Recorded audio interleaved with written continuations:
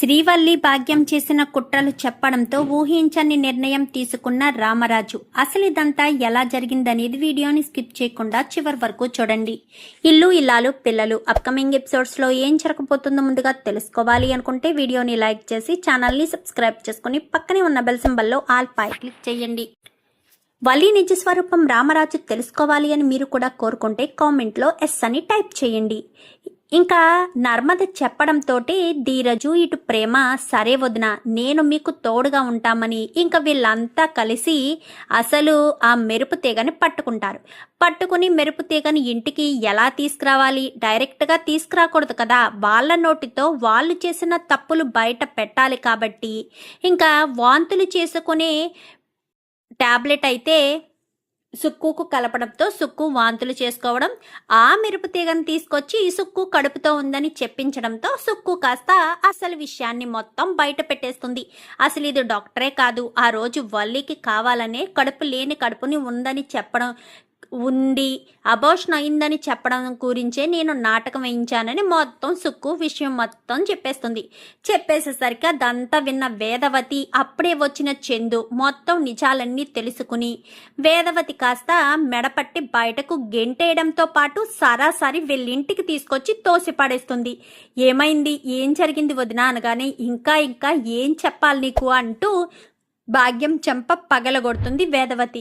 అసలు నీకు బుద్ధుందా, నువ్వసలు మనిషివేనా, ఎలాంటి పిచ్చి పనులు చేస్తావా, నా కొడుకుకి ప్రమాదం తలపెట్టావు, నా కొడుకుకు ప్రమాదం తలపెట్టడంతో అది ప్రేమ కాపాడింది కాబట్టి నీ కూతుర్ని కాపురానికి ఎలా పంపుకోవాలో అర్థం కాక కడుపు అని నాటకమాడి మరీ పుట్టింటికి అత్తవారింట్లో అడుగు పెట్టేలా చేశావు. తీరా మోసి అడుగు పెట్టిన తర్వాత కడుపు నాటకం ఎన్ని రోజులు ఆగుతుంది, నిజం ఎక్కడ బయట పడిపోతుందని అది నా రెండో కోడల మీదకి ఆ నేరం నెట్టేస్తావా? అంటే కడుపు వచ్చిందనేది అబద్ధం, కడుపు పోయిందనేది అబద్ధం, రెండు అబద్ధాలని మేము నమ్మేటట్టుగా మా కళ్ళకు కట్టినట్టుగా బాగానే చేశావు. చేసి చక్కగా నీ కూతుర్ని కాపురం చేసుకునేటట్టు చేశావు. నేను మాత్రం నా కోడల్ని అసహించుకుని తనని అనరాని మాటలంటూ ఎంతో బాధ పెట్టాను. నీకు సిగ్గనిపించట్లేదా, ఇన్ని తప్పులు చేయడానికి సిగ్గనిపించట్లేదా? నా వంశాన్ని వృద్ధి చేస్తుందని నా భర్త ఎన్నో కలలు కంటున్నాడు.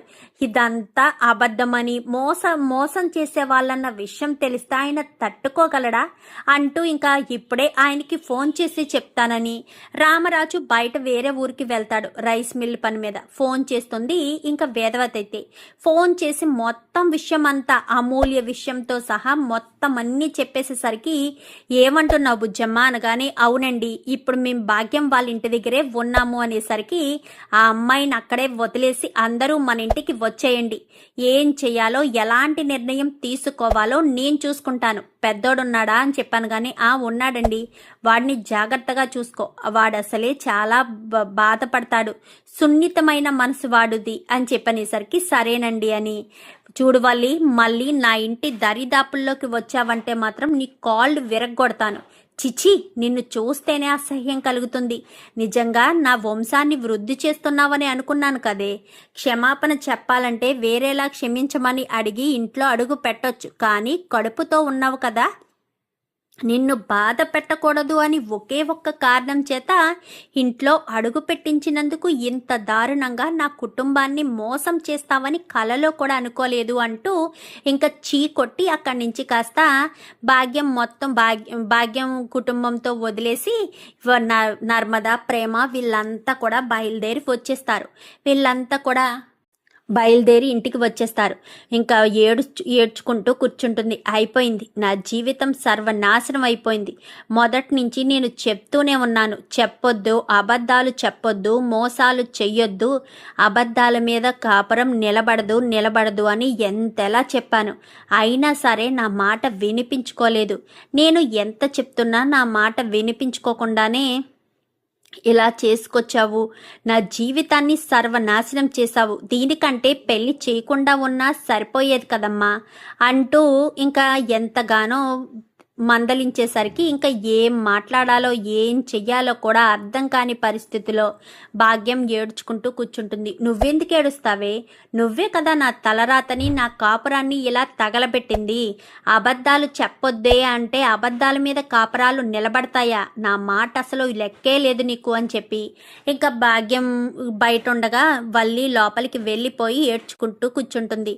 వల్లి వల్లి అనుకుంటూ వెనకాల సుక్కు వెళ్తుంది. ఇంకా ఇంటికి వచ్చిన తర్వాత నర్మద తన గదిలోకి వెళ్ళబోతుంటే అమ్మ నర్మదా అని చెప్పి పిలిచేసరికి ఏంటత్తయ్య అనేసరికి గబగబా వెళ్ళి తనని హత్తుకుని నన్ను క్షమించగలవా అని చెప్పాను. కానీ అయ్యో అత్తయ్య అలా అంటారేంటి అనగానే నిజానిజాలు తెలియకుండా నిన్ను కొట్టాను, చాలా మాటలు అన్నాను, అనరాని మాటలు అన్నాను, కడుపు నిండా తిండి కూడా పెట్టింది లేదు, నన్ను క్షమించమ్మా అనగానే అయ్యో అత్తయ్య మాకైతే వల్లి అక్క మీద అనుమానం ఉంది, మీకైతే అనుమానం లేదు కాబట్టి తను మంచిదే, తను నిజంగానే కడుపుతో ఉంది, ఆ కడుపును నేనే పోగొట్టాను అని మీరు నమ్మారు, అందుకే కదా కొట్టారు, లేదంటే నన్ను కొట్టేవారు కాదు కదా. మీకు వల్లి అక్క గురించి తెలియచేయాలని ఎన్నోసార్లు ప్రయత్నం చేశాము, కానీ మాకు సరిగ్గా క్లారిటీ లేక ఏది నిజమో ఏది అబద్ధమో తెలియక సాక్ష్యాలు లేనప్పుడు మేము ఎవరి మీద నింద మోపలేం కదా, అందుకోసమని సైలెంట్గా ఊరుకున్నాము.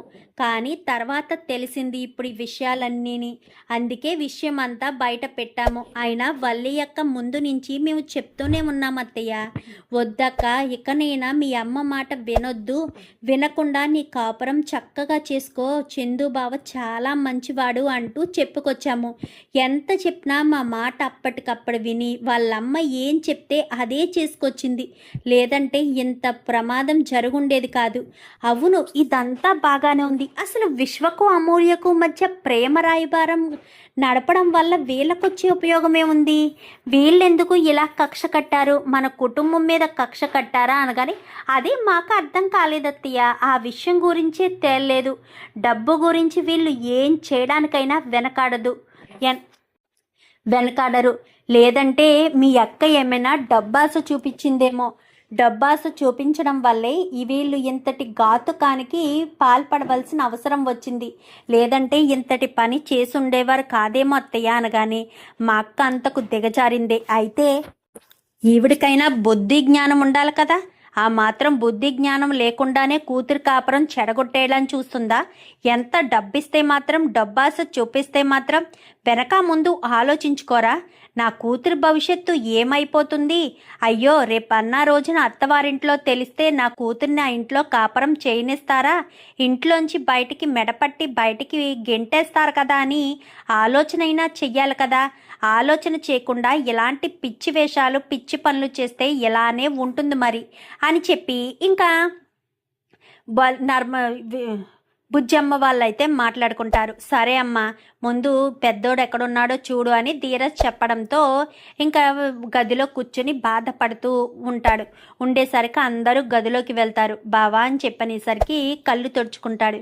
ఏంట్రా పెద్దోడా ఏడుస్తున్నావా అనగానే నేను ఎంతో ప్రేమ చూపించానమ్మా, నాన్న నాకు మంచి అమ్మాయిని ఏరుకోరి మరీ పెళ్లి చేస్తున్నాడు, ఈ పెళ్ళి ఆగిపోతే ఇబ్బంది అవుతుందని పెళ్ళికి ముందు 10 లక్షల రూపాయలు కావాలంటే సేటు దగ్గర అప్పు తీసుకుని మరీ ఇచ్చానమ్మా. ఆ డబ్బులు తిరిగి ఇవ్వడానికి కూడా నానా తెప్పలు పెట్టారు. డబ్బులు ఇవ్వని పక్షంలో నేను నా ప్రాణాలు తీసుకోవడానికి కూడా వెనకాడలేదమ్మా. అప్పుడే పెద్దోడు చిన్నోడు నన్ను కాపాడారు. వీళ్ళిద్దరూ కనుక కాపాడకపోయి ఉంటే నేను ఆ రోజే ప్రాణం పోయుండేది. ఇంత నమ్మక ద్రోహం నాకు కలిగుండేది కాదు కదా అనగానే ఎందుకురా పెద్దోడా ఎందుకింత ఇలా బాధపడుతున్నావు అనగానే బాధ కాకపోతే ఇంకేముంటుందమ్మా, నాన్న ఏరుకోరి మరీ నాకు సంబంధం చూశారు, నాకంటే కూడా నాన్న ఎక్కువ బాధపడతారు. నేను ఎంచిన పెద్ద కొడుక్కి తీసుకొచ్చిన కోడలు ఇలాంటిదాన్ని నాన్న నాకంటే ఎక్కువగా నా జీవితం నాశనం అయిపోయిందని బాధపడుతూ ఉంటారమ్మా అని చెప్పనేసరికి మీ నాన్నకు నేను నచ్చ చెప్తాను అనేసి అంటూ మాట్లాడుతుండగానే పెద్దోడా అనుకుంటూ రామరాజు కాస్త వచ్చేస్తాడు. ఇంకా గదిలో ఉంటాడు. పెద్దోడా అంటూ రామరాజు హత్తుకుని ఇద్దరు కూడా బాధపడతారు. ఇదేంటి నన్ను క్షమించగలవా పెద్దోడా అని చెప్పాను. కానీ అయ్యో నాన్న మీరు నాకు క్షమాపణ చెప్పడం ఏంటి, మీరేం తప్పు చేశారని కానీ నేను తప్పు చేశానురా, చాలా పెద్ద తప్పు చేశాను. ఎందుకంటే నేను చేసింది ఇంత పెద్ద తప్పు నీ జీవితాన్ని సర్వనాశనం చేస్తుందని కలలో కూడా అనుకోలేదు. చిన్నోడు నడుపోడు వాడు ఇష్టానుసారంగా పెళ్ళిళ్ళు చేసుకున్నారని వాళ్ళని తిట్టుకున్నాను. కానీ నా పెద్ద కొడుకు నాకు నచ్చిన అమ్మాయిని, నేను మెచ్చి తీసుకొచ్చిన అమ్మాయిని పెళ్లి చేసుకున్నాడని సంతోషపడ్డాను. కానీ ఇలా జరుగుతుందని కలలో కూడా అనుకోలేదురా. ఈ రకంగా ఇలా జరుగుతుందని నేను అస్సలు అనుకోలేదు అని చెప్పి ఎంతగానో బాధపడుతూ ఉంటాడు రామరాజు అయితే. మీరేం చేశారు మామయ్య? మీరేమీ కావాలని చెయ్యలేదు కదా. అమ్మాయిని చూశారు, మంచిదే కదా అని అనుకున్నారు. కానీ ఎలా జరుగుతుందని కలలో కూడా అనుకోలేదు కదా మామయ్య అని చెప్పాను. కానీ నేను అమ్మాయిని చూసిందంతా నా కళ్ళకు కట్టినట్టు వాళ్ళు నన్ను అంతలా మోసం చేస్తారని అస్సలు అనుకోలేదు. మొదటి నుంచి వాళ్ళు చెప్పినవన్నీ అబద్ధాలే మామయ్య. వాళ్ళు చూపించిన ఇల్లు అబద్ధం, వాళ్ళు మాట్లాడిన మాటల అబద్ధం, వాళ్ళు చెప్పిన చదువు అబద్ధం. ఒకటి కాదు రెండు కాదు, అబద్ధాల మీదే అడుగులు వేసి మరీ ఈ ఇంట్లో కోడలుగా అడుగు పెట్టేటట్టు చేసింది. పోనీ అబద్ధాలు చెప్పి కోడలుగా అడుగు పెట్టింది సరికదా, చక్కగా కాపురం చేసుకోవచ్చు కదా. ఇంట్లో అడుగుపెట్టింది తన కూతురికి పెత్తనం దక్కాలని, అంతా భాగ్యమే కూతురికన్నీ చెప్పుకొచ్చింది. అందుకే మేము ఏ చిన్న తప్పు చేసినా దాన్ని భూతద్దంలోంచి మీకు చూపించి దాన్ని పెద్ద తప్పుగా పరిగణించేలాగా, ఇంట్లో గొడవలు వచ్చేటట్టు, మీరు మమ్మల్ని తిట్టేటట్టు ప్రతి ఒక్కటి చేసుకొచ్చింది. తర్వాత దొంగతనాలు కూడా చేసింది. ఆ రోజు ప్రేమ నగలు దొంగతనం చేసింది తిరుపతి బాబాయి కాదు. ప్రేమ నగలు దొంగతనం చేసి దాచుకున్నది వల్లి అక్కే. కానీ ఆ విషయం బయటపడితే మీరు అక్కను బయటకు గెంటేస్తారేమోనన్న భయంతోనే వల్లి అక్క ఆ విషయాన్ని బయట పెట్టకుండా ప్రేమ నగలు దొంగతనం చేసింది తిరుపతి బాబాయ్ అని తిరుపతి బాబాయిని హెల్ప్ అడిగితే తిరుపతి బాబాయే తీసుకొచ్చి ఇచ్చాడు. అంతేకాదు మావయ్య, చందుబాబుకు ప్రమాదం జరిగింది కదా, అప్పుడు ప్రేమ కాపాడింది కదా. ఆ ప్రమాదం జరిగేటట్టు ప్లాన్ చేసింది కూడా వీళ్ళే. ఎందుకంటే అమూల్య విషయంలో వల్లి చేసిన తప్పుని చందుబాబు తెలుసుకుని శ్రీరామనవమి రోజునే వల్లి అక్కని తీసుకెళ్ళి పుట్టింట్లో వదిలేసి వచ్చాడు. మళ్ళీ ఇంట్లో అడుగు పెట్టడానికి వీల్లేదు అంటూ స్ట్రాంగ్ వార్నింగ్ ఇవ్వడంతో ఇంట్లో అడుగు పెట్టడం కోసం చందుబాబుకే ప్రమాదం తలపెట్టడానికి వెనకాడలేదు ఆ కుటుంబం. ఇంకా అది కాదు సరే అని అబద్ధపు కడుపుతో ఇంట్లో అడుగుపెట్టి ఆ కడుపు కూడా నా వల్ల పోయిందని అబద్ధాన్ని కలిపి మొత్తం నిజంగా చేసి మిమ్మల్ని అత్తయ్యని అందరినీ నమ్మించారు. మాకు మొదటి నుంచి వల్లి అక్క కడుపు మీద అనుమానమే ఉంది మామయ్య. సరైన సాక్ష్యాలు లేకపోవడంతో మేము నిరూపించలేకపోయామంటూ నర్మదా ప్రేమ ఇద్దరూ మాట్లాడేసరికి చందు ఏడుస్తూ ఉండడంతో రేపు ఏ నిర్ణయం తీసుకోవాలరా పెద్దోడా అనగానే, నీ ఇష్టం నాన్న, నువ్వు ఏ నిర్ణయం తీసుకున్నా నేను అభ్యంతరం చెప్పను. ఎందుకంటే నా జీవితం ఏంటో, నేను ఎవరితో ఉంటే హ్యాపీగా ఉంటానో నీకు తెలుసు. అందుకే నువ్వు ఏ నిర్ణయం తీసుకున్నా నేను ఒప్పుకుంటాను అని చెప్పి చందు అయితే చెప్తాడు. చెప్పేసేసరికి సరే అని ఇంకా రామరాజు భాగ్యానికి ఫోన్ చేస్తాడు. రేపు ఉదయానికల్లా మీ ముగ్గురు నా ఇంట్లో ఉండాలి అనేసరికి సరే అన్నయ్య గారు అని చెప్పాను. కానీ మరుసటి రోజు ఉదయాన్నే వీళ్ళంతా ఒకవైపు, రామరాజు ఓ మధ్యలో ఉంటాడు, వీళ్ళ ముగ్గురు మరోవైపు ఉంటారు. ఉండేసరికి నువ్వు తప్పుల మీద తప్పులు చేసుకుంటూ వచ్చావు. చేయించింది మీ అమ్మ అయినా సరే తప్పులు చేసింది నువ్వేమీ చంటి పిల్లవ కాదు. మీ అమ్మ చెప్పినట్టుగా మీ అమ్మ చెయ్యి పట్టుకుని నడవడానికి నీకు ఇంగిత జ్ఞానం ఉంది కదా. ఏ మాట మాట్లాడితే ఎదుటి వాళ్ళు బాధపడతారో అన్న జ్ఞానం లేని దానివైతే కాదు కదా. నువ్వు ఇంట్లో కాపురం చేసుకోవాల్సిన దానివి. అవేమీ ఆలోచించకుండా తోటికోడల మీద నిందలు వేసి వాళ్ళతో గొడవలు పడి వాళ్ళని ఎప్పటికప్పుడు బాధ పెడుతూ ఇలా మాటలంటూ ఇదంతా చేసుకొచ్చావు. అది కాదని ఇంటి ఆడపడుచు అంటే కూతురు లాంటి ఆడపడుచు జీవితాన్ని నాశనం చేశావు. వాడు నువ్వు ఇంటికి వచ్చినప్పటి నుంచి ఆ ఇంట్లో వాళ్ళు నాతో గొడవ పడుతూనే ఉన్నారు. ఆ ఇంటికి ఈ ఇంటికి మధ్య గొడవ ఏంటో కూడా నీకు తెలుసు. తెలిసినా కానీ కావాలని వాడి వలలో నా కూతురు పడేటట్టుగా మాయ చేసి తెల్లవారితే పెళ్ళనిపించుకుని నా కూతుర్ని తీసుకెళ్లి వాడి చేతికి అప్పగించారు మీ తల్లి కూతుర్లు. మీ ఇద్దరి వల్ల నా కూతురు జీవితం నలుగురిలో నవ్వుల పాలైంది. అది కాదు అన్నట్టుగా నీ చదువు అబద్ధం, నువ్వు చెప్పిన అబద్ధాలు, నగలు దొంగతనం చేశావు. పాపం తిరుపతిని ఆ రోజు కొట్టి ఇంట్లోంచి బయటకు గెంటేశాను. వాడు అలా అప్పుడు ఏదైనా చేసుకునుంటే ఆ పాపం నాకు జీవితాంతకాలం వెంటాడేది కదా. వాడు ఎలాంటి వాడన్న విషయం నాకు తెలుసు. అయినా సరే అదే కాదు నాన్న, మొన్న రైస్ మిల్లో డబ్బు దొంగతనం చేసింది కూడా వాళ్ళ నాన్నే. ఆ విషయం తెలిసినా కానీ నేను నిజాన్ని బయట పెట్టలేదు. ఎందుకంటే తప్పు తెలుసుకుంటారు అనుకున్నాను, కానీ ఈ రకంగా చేస్తారని కలలో కూడా అనుకోలేదు అంటూ ఇంకా చందు కాస్త ఇంకా ఆనందరావు గురించి మొత్తం, వల్లి గురించి మొత్తం అన్నీ కూడా చెప్పుకొచ్చేసరికి ఇంక అన్ని మాటలు విన్న తర్వాత అసలు విషయం అర్థమైంది కదా. ఇంకా రామరాజు అయితే నేను ఈ ఇంకా ఇలాంటి అమ్మాయిని నా ఇంటి కోడలుగా భరించలేను. ఎందుకంటే నా కుటుంబాన్ని సైతం మోసం చేసింది, నా కోడళ్ళని సైతం బాధ పెట్టింది, నా కొడుకును బాధ పెట్టింది. ఇన్ని మోసాలు, ఇన్ని కుట్రలు చేసింది నా ఇంట్లో ఉండడానికి వీల్లేదు. తక్షణమే ఇది నా ఇంటి నుంచి వెళ్ళిపోవాలి. ఇప్పుడు ఇంట్లోంచి వెళ్ళిపోవాలంటే కుదరదు. రేపన్న రోజున మళ్ళీ క్షమించమని నా ఇంటి గడప తొక్కే అవకాశం ఉంది. ఏరా పెద్దోడా, ఇలాంటి దాంతో కలిసి కాపురం చేస్తావా అనగానే, లేదు నాన్న, అది ఎప్పుడైతే నా చెల్లెలి జీవితాన్ని నాశనం చేసిందని తెలిసిందో అప్పుడే దాన్ని ఇంటి నుంచి బయటకు గెంటేశాను. కానీ అబద్ధపు కడుపని చెప్పి మళ్ళీ ఇంట్లో అడుగుపెట్టింది. అలా అబద్ధాలు చెప్పి మోసాలు చేసి తల్లి మాట విని తన కాపరంలో తనే నిప్పులు వేసుకునేది ఎప్పటికీ కూడా నాకు అవసరం లేదు నాన్న అని చెప్పనేసరికి, అయితే నీకు వల్లికి విడాకులు ఇప్పిస్తాను, లాయర్ గారికి కూడా కబురు పెట్టాను, వస్తున్నారు అనేసరికి ఈ లోపు లాయర్ వస్తాడు.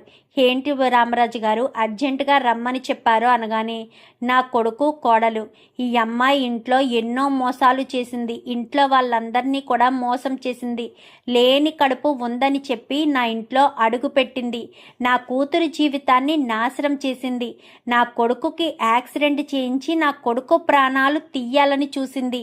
మొత్తం అన్నీ కూడా చెప్పుకొచ్చేసరికి, సరే రామరాజు గారు విడాకులకు అప్లై చేస్తున్నాము అని చెప్పాను. కానీ ఇక్కడ సంతకం పెట్టమనగానే, ప్లీజ్ మావయ్య గారండి అంటూ బ్రతిమాలేసరికి, చూడమ్మా, నువ్వు చేసిన మోసాలకి ఇంతమంది సాక్ష్యాలున్నారు, పైగా బయట వాళ్ళు కూడా సాక్ష్యాలున్నారు.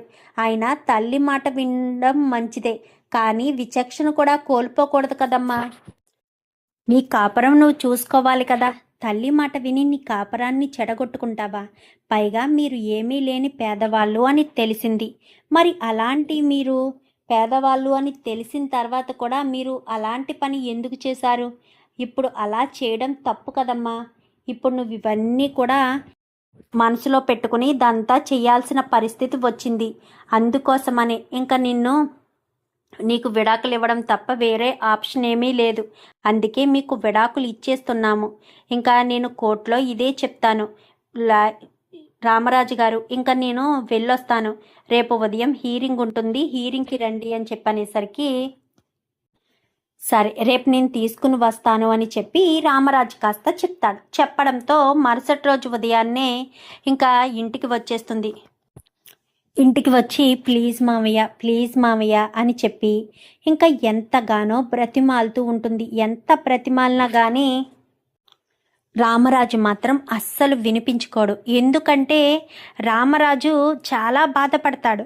కొడుకు విషయంలో ఎంతో బాధపడి పంతానికి పోయి మరీ అమ్మాయిని చూసి అన్ని రకాలుగా చక్కగా ఉంది అని చెప్పనేసరికి, తన కొడుకుకిచ్చి మరీ పెళ్లి చేసినందుకు గాను తన కొడుకు జీవితం ఎలా నాశనం అయిపోవడానికి తనే కారణమని రామరాజు చాలా చాలా బాధపడతాడు. ఇంకా అలా బాధపడి, వల్లి ఈ ఉదయం ఇంటికి వచ్చిన తర్వాత కూడా నువ్వు ఇంటి దగ్గర ఉండడానికి వీల్లేదు, తక్షణమే నా ఇంటి నుంచి బయటికి వెళ్ళిపో, నువ్వు నాకు కంటి ముందు కనిపించొద్దు. ఎంత నమ్మాను, నా కోడళ్ళిద్దరి కంటే నిన్నే ఎక్కువ నమ్మాను. నా ఇంటికి తగ్గ కోడలివి నువ్వని ఒకానొక టైంలో నా భార్యను కూడా పక్కన పెట్టి నీకు ఇంటి తాళాలు అప్పగించాను. అలాంటిది నువ్వు నన్ను ఎంత మోసం చేస్తావని కలలో కూడా అనుకోలేదు. నువ్వింత దారుణంగా నా కొడుకుని జీవితాన్ని, మా కుటుంబాన్ని ఇంత భ్రష్టు పట్టేస్తావని అస్సలు అనుకోలేదు అంటూ ఇంకా రామరాజు అయితే, బుజ్జమ్మ పద మనం కోర్టుకి వెళ్ళాలి. వీళ్ళు కోర్టుకి రాకపోతే అక్కడే చూసుకుందాము. ఇక్కడ వీళ్ళు అనవసరం, ఇక్కడ ఉండడం కూడా అనవసరం. పద మనం వెళ్దాము. రారా పెద్దోడా అనేసరికి చిన్నోడా అని చెప్పాను, కానీ నేను ఇక్కడే ఉన్నాను నాన్న అని చెప్పి కారులో కూర్చుంటాడు. ఇంకా వీళ్ళంతా కూడా నలుగురు కారులో వెళ్ళిపోతారు. వీళ్ళతో పాటు నర్మద కూడా వెళ్తుంది.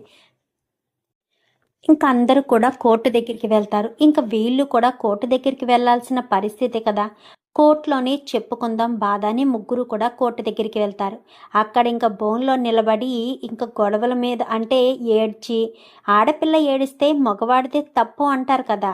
కానీ అక్కడ వీళ్ళు తీసుకొచ్చిన ప్రతి సాక్ష్యం కూడా క్లియర్గా కనిపించేసరికి ఇంకా జడ్జి గారు కూడా ఏమీ మాట్లాడలేకపోతారు. ఎందుకంటే జడ్జి గారు ఎందుకు మాట్లాడలేకపోతారంటే, వీళ్ళు చేసిన మోసాలు ఇంట్లో వాళ్ళంతా చెప్పడం, వీళ్ళు ఎలా చేయమన్నారు అలా చేయమన్నారని స్కూల్లో వాళ్ళని వీళ్ళని, అలాగే ఆ డాక్టర్ని కూడా పిలిపిస్తారు. ఆ డాక్టర్ని, ఈ మెరుపు తెగని అందరినీ పిలిపించి మరీ చెప్పడంతో ఇంకా జడ్జి గారు కూడా, ఇన్ని మోసాలు చేస్తావమ్మా, వాళ్ళు నీ మీద నమ్మకంతోనే ఉంటారు కదా. భార్య కడుపుతో ఉందంటే ఎంతో సంబరపడతాడు కదా. మరి అలాంటి సంతోషాన్ని నువ్వు అబద్ధంగా మోసంగా ఎందుకు చేసావమ్మా? ఎందుకు చేయాల్సిన పరిస్థితి వచ్చింది? తల్లి ఎవరైనా సరే కూతురు కాపురం బాగుండాలని చూస్తుంది, కానీ కూతురు కాపురం చెడగొట్టాలని మాత్రం చూడదు కదా. అది మీకు ఎప్పటికీ అర్థం కాదా? తల్లిదండ్రులు కూతుళ్ళు జీవితాలు బాగుండాలని చూసుకోవాలి, అంతే తప్ప ఇలా మోసాలు చెయ్యకూడదు, మోసాలు చేసి అబద్ధాలు చెప్పకూడదు అంటూ మాట్లాడేసరికి ఇంకా ఏం మాట్లాడాలో అర్థం కాక, ఇంకా నేను ప్లీజ్ అండి నాకొక్క అవకాశం అనండి అనగానే, వద్దు చాలా అవకాశాలు ఇచ్చాను, ఇచ్చి అవకాశాలు ఇచ్చి మేము ఇంకా నీరసించిపోయాము, మా వల్ల కాదు. ఇంక ఈ అమ్మాయికి అవకాశాలు ఇస్తే మళ్ళీ మా కుటుంబాన్ని భ్రష్టు పట్టిస్తుంది, తన తల్లి మాట వింటుంది. ఆల్రెడీ ఇంతకు ముందు తన తల్లి మాట విని కాపురం చెడగొట్టుకుందని నేను చెప్పాను, అయినా సరే వినిపించుకోకుండా తన తల్లి మాట వింటూనే వచ్చింది. ఇప్పుడు ఈరోజు ఎలాంటి పరిస్థితి వచ్చింది అంటూ ఇంకా చందు చెప్పడంతో ఇంకా జడ్జి గారు అయితే, సరే మీకు విడాకులే కావాలి కదా అనగానే, అవును మానసిక ప్రశాంతత కోసం విడాకులే కావాలి, లేదంటే నా ప్రాణాలు తీసుకుంటాను. తను గనక నా ఇంట్లో అడుగు పెడితే నా కుటుంబానికి పెద్ద కొడుకుని నేను లేకుండా పోవాలి.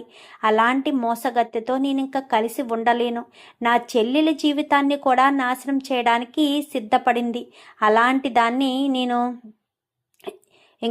నమ్మలేను అని చెప్పి ఇంకా రామరాజు చందు వీళ్ళంతా కూడా మాట్లాడేసరికి ఇంకా ఏం మాట్లాడాలో అర్థం కాక జడ్జి గారు, సరే ఇంకా వాదోపవాదాలు విన్న తర్వాత, ఇంకా వీళ్ళు ఎలా మాట్లాడుకున్న తర్వాత ఇంకా నేను ఏమీ నిర్ణయం చెప్పలేని పరిస్థితిలో ఉన్నాను. కానీ ఎప్పుడు ఆడవాళ్ళు తరపునే ఆలోచించి చెప్తున్నాము, కానీ మగవాడి తరపున కూడా ఆలోచించాలి కదా. ఎందుకంటే ఆ అబ్బాయి విషయంలో కూడా ఆ అమ్మాయి ఎన్నో తప్పులు చేసింది. ఆ అబ్బాయి మనసు సున్నితమైంది. పెళ్లికి ముందే 10 లక్షల రూపాయలు అప్పు తీసుకుని అది కూడా మోసం చేశారు. ఇల్లు మోసం, అది మోసం, అన్ని మోసాలు చేశారు.